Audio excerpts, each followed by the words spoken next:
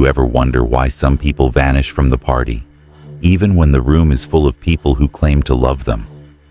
Why certain men ghost the group chats, go dark on social media, and just disappear? They didn't get soft. They didn't break. They didn't lose their mind. They woke up. See, society romanticizes the loud ones, the life of the party, the charming extrovert who knows how to work a room. But here's the plot twist nobody tells you. Those who walk alone often see what the crowd refuses to look at. They've tasted betrayal. Not just once. They've outgrown shallow praise and empty noise, and they've realized that true peace. It doesn't come from being seen. It comes from being unreachable. This isn't misanthropy. It's clarity. These people don't isolate because they hate the world. They isolate because they've seen it, and they no longer want to participate in its illusions. The truth is, many of the most grounded, sharp-minded individuals, men especially, choose solitude not as a weakness, but as a weapon. Because once you've been stabbed by the very people you tried to protect, once you've had your loyalty mistaken for naivety, something shifts, and silence starts to sound like freedom. So, in this video, we're going deep. Deeper than pop psych TikToks and surface-level self-help. We're going into the psychology, the real trauma, the Stoic wisdom behind why some people walk alone, not out of fear, but out of inner dominance. This isn't about loneliness. It's about becoming untouchable. Let's begin. 1. They've been burned by people who claimed to love them. See, most people think solitude is some kind of flaw, like being alone means you're broken, scared, or antisocial. That's surface-level thinking. What they don't understand is, some people didn't choose solitude. They survived into it. Let me break it down. When you've been betrayed by the very people you let closest to your heart, it rewires you. And I don't mean a casual lie or a flake here and there. I'm talking about deep betrayal. The kind that changes the temperature in your soul. It starts when someone you loved, someone you believed was real, starts showing cracks in the mask. Maybe it was subtle at first. A backhanded comment, a weird silence, a smile that didn't match the eyes. But over time, you start seeing patterns. The way they celebrate your pain, the way they downplay your wins. That fake loyalty, it slips. And then, the knife comes. Not in your chest, nah, too obvious. In your back, where trust was supposed to live. It could have been a partner who cheated and blamed you. A best friend who exposed your secrets for likes. A sibling who used your weakness for leverage. Maybe even a parent who weaponized guilt to control you. And once you've been betrayed like that, you stop moving through the world with open arms. You stop giving people the benefit of the doubt. You become different. You don't trust smiles anymore. You study them. You don't hear words. You read the energy behind the words. You start noticing tone shifts, subtle body language, flickers of envy in someone's expression. You start moving like a lie detector wrapped in skin. And when your awareness gets that sharp, your circle gets real small. Why? Because you realize most people don't want connection. They want control. And instead of playing that game, you go ghost. Not because you're bitter, but because you're surgical now. You know what proximity costs. You've sat across from people who said, "I love you," while thinking, "How can I use you?" And solitude? It becomes your sanctuary. It ain't loneliness, it's liberation. You build walls, not to keep people out, but to see who's willing to climb with integrity. You don't broadcast pain. You observe silently. Stoicism teaches that it's not events that hurt us. It's our judgment of them. And once you've judged people correctly, you stop handing them weapons they could turn on you. Solitude becomes a private kingdom. Your vibe becomes encrypted. You don't post your moves. You vanish until they're complete. Because when you've been burned by someone who claimed to love you, the next version of you doesn't beg for fire. It becomes flameproof. 2. They value energy over attention. Look around today. Everybody's chasing clout. People would rather have 10,000 strangers clap for them than have one real one sit in silence and understand them. They trade depth for dopamine, sell out their peace for validation. They don't even value tomorrow. But there's a different breed of person out there, and they see through the game. They start noticing how energy really works. You ever been in a room full of people and felt drained by the end of it? Like you were surrounded, but still starving? That's not coincidence. That's energy theft. When you start studying your environment, really studying it, you start spotting the parasites. People who speak only to hear themselves talk. People who pretend to support you but secretly compete with you. People who want access, not to build, but to extract.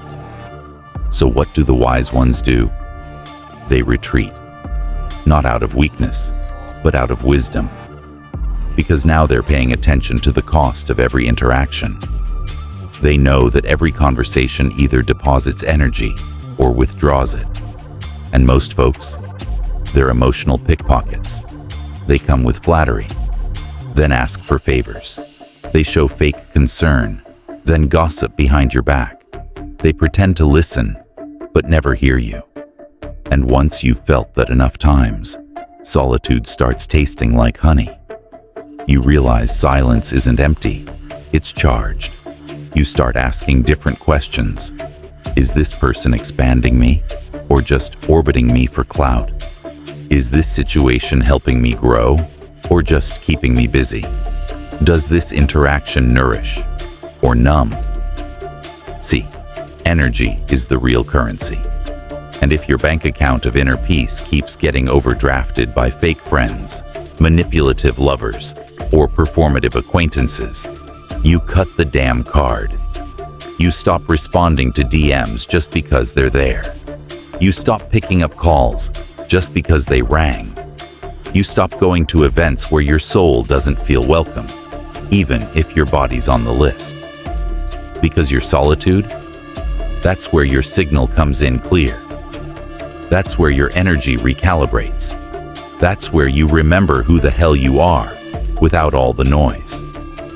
And once you start protecting your peace like your life depends on it, guess what? You start living like it does. You don't owe the world your presence, especially when your absence is where you heal. 3. Their solitude isn't sadness. It's self-respect in its rawest form. People look at someone who's always alone and start projecting their own fears. They assume something's wrong. Oh, he must be depressed. She probably doesn't have anyone. He must be bitter from a breakup. But that's just the noise of shallow minds trying to explain what they'll never understand. Because in truth, solitude isn't always a cry for help. Sometimes, it's a declaration of war on the bullshit. Let me break it down.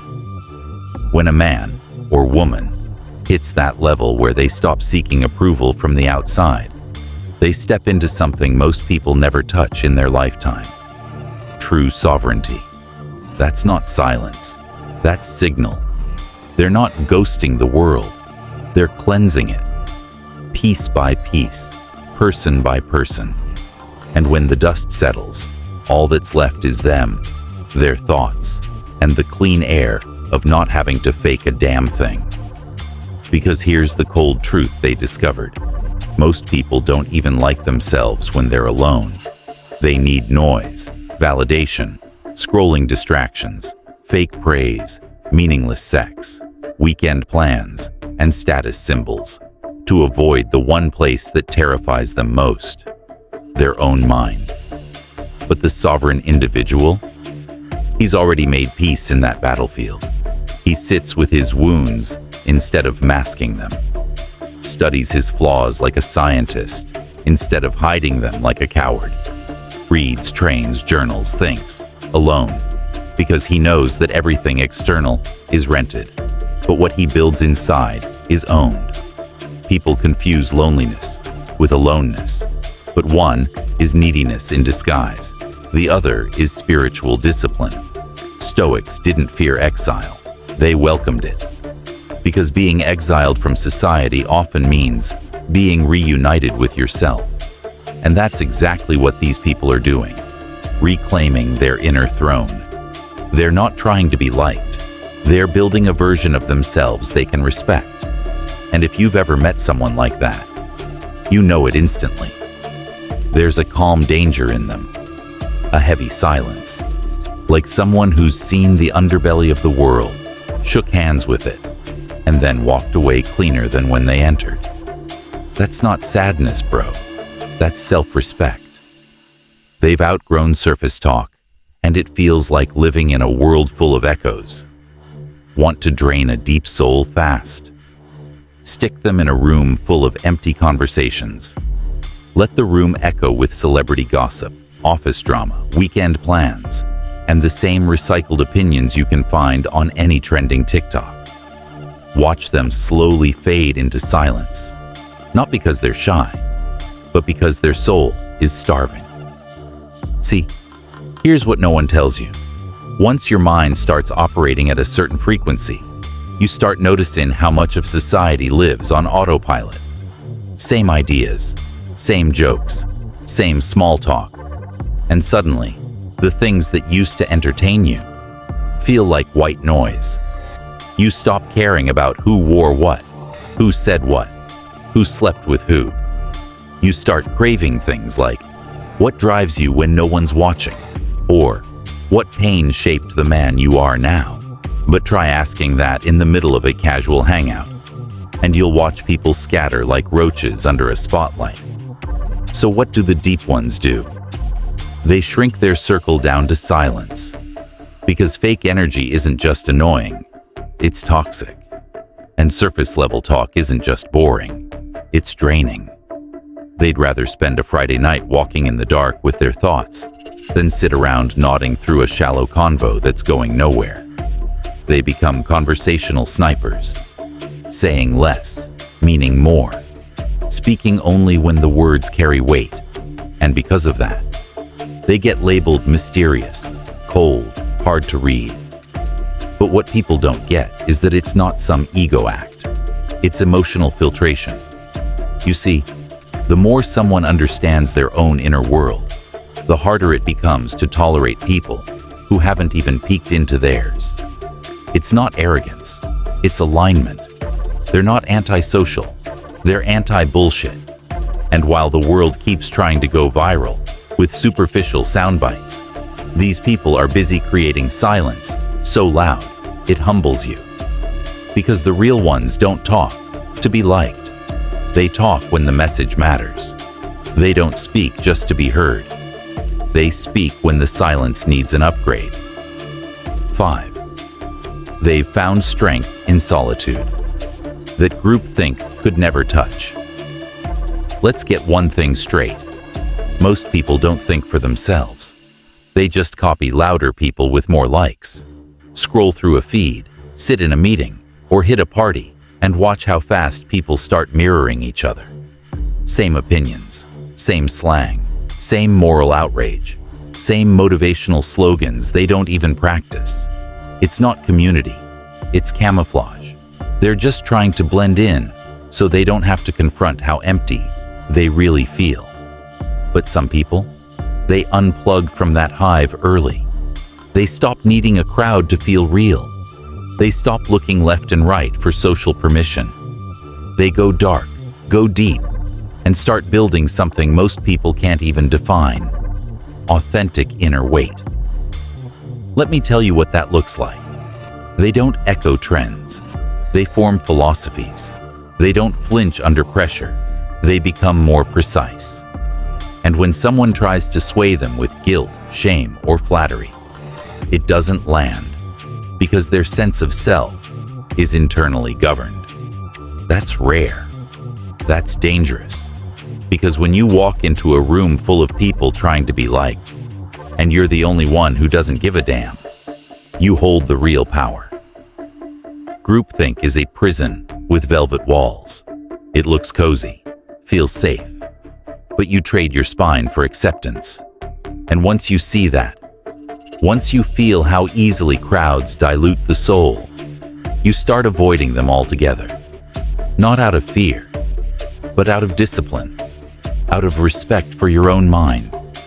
Because group energy, no matter how loud, can't hold a candle to the quiet force of someone who's forged himself alone. Marcus Aurelius, the Stoic emperor who ruled Rome while battling his own mind, said it best. Nowhere can man find a quieter or more untroubled retreat than in his own soul. And the deeper translation of that? When you build your foundation in solitude, no one can pull the rug out from under you. You don't collapse when people ghost you. You don't crack when the room turns cold. You don't chase approval because you've got alignment. This is why the strong disappear. Because when you no longer need applause to breathe, you become immune to manipulation. And when you no longer need noise to feel alive, your intuition gets sharper than any external advice. You stop asking, what do they think of me? And start asking, what does my silence say to me? That's not antisocial. That's spiritual fortification. And yeah, it looks weird to the outside world. You're not out partying. You're not people-pleasing. You're not posting every move. But what you are doing is becoming unfuckwithable. Because the truth is, some people don't choose solitude just to get away from others. They choose it to come home to themselves. 6. They grew up being the therapist, not the one being heard. You ever wonder why some of the calmest, most composed people seem to vanish when the room gets loud? Why they sit in the corner while everyone else talks over each other? Why they ghost without warning? No fight, no drama, just silence. It's not because they're cold. It's not because they're arrogant. It's because they spent years, maybe decades, being the emotional dumping ground for everyone else. They were the listener, the fixer, the solid one, the one people cried to at 2 a.m., the one who held space while others fell apart, the one who always had the right words, even when their own world was falling to pieces behind the scenes. They were raised on emotional survival, not emotional support. And here's the twist most people never see. The strong, silent types, they didn't choose that role. It was assigned to them by chaos, by broken families, by unstable parents, by partners who were all take and no give. They learned to bottle their needs. They learned to nod while hurting. They learned to be safe for everyone else, even when no one made space for them. And over time, they just stopped expecting to be understood. Let that sink in. They stopped expecting to be heard, to be checked on, to be held the way they held others. So they vanished, not out of bitterness, but out of exhaustion. They realized that always being the rock makes people forget you bleed too. And when that realization hits, when you see that your role in people's lives was never mutual, it was transactional, that's the last straw. You retreat. You go quiet. You stop texting first. Stop asking if they're okay. Stop making excuses for people who never ask about your storms. And in that silence, something sacred happens. You stop being the therapist. You stop being the emotional caretaker. You stop rescuing people who wouldn't even throw you a rope. You start becoming your own healer. You start pouring into yourself the way you once poured into others. You realize solitude isn't lonely. It's finally being heard by you. And yeah, it might look cold from the outside. It might confuse the people who were used to leaning on you like furniture, but you don't care anymore. Because for the first time in your life, you're no longer trying to earn a seat at a table where your voice was never valued. You're building your own damn table, alone, in peace, on your terms. That's not weakness. That's self-resurrection. If you've ever felt like the strong one who breaks in silence, if you've ever been there for everyone, yet felt invisible when it was your turn to fall, then you already know this truth. Sometimes, solitude isn't a preference. It's a lifeline, a sacred pause before the rebirth. And if that hit your soul like a punch in the chest, if you felt seen for the first time in a long time, then you belong here. This is Darkside Demeanor. We don't run from the shadows, we study them. Subscribe, and let's keep building in the silence where the real ones live.